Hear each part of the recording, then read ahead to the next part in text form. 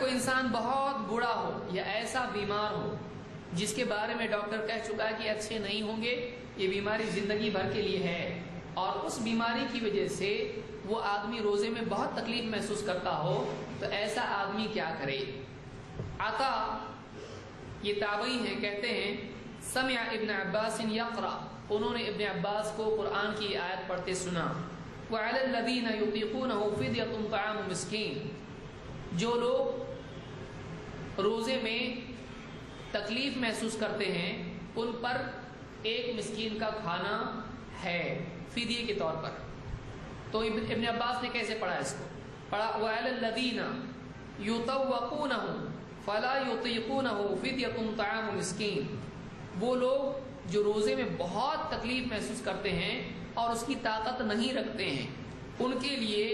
فدیہ ہے ایک مسکین کا کھانا، وہ روزہ نہیں رکھیں گے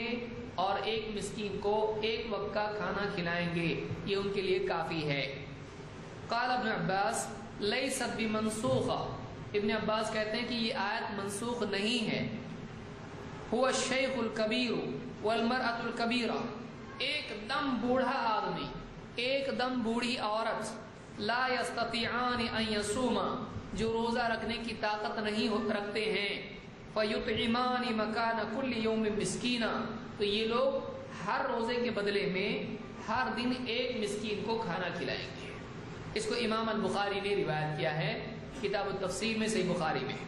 اس سے معلوم ہوتا ہے کہ ایک دم بوڑھا مرد، ایک دم بوڑھی عورت، اگر ان کو روزے میں بہت تکلیف ہوتی ہے تو وہ روزہ نہ رکھیں، اور چاہیں تو وہ روزہ نہ رکھیں اور ایک مسکین کو کھانا کھلائیں، یہ ان کی طرف سے فدیہ ہے، ان پر کوئی قضا نہیں، کیونکہ بڑھاپا جانے والا نہیں ہے، اب یہی چلنے والا ہے۔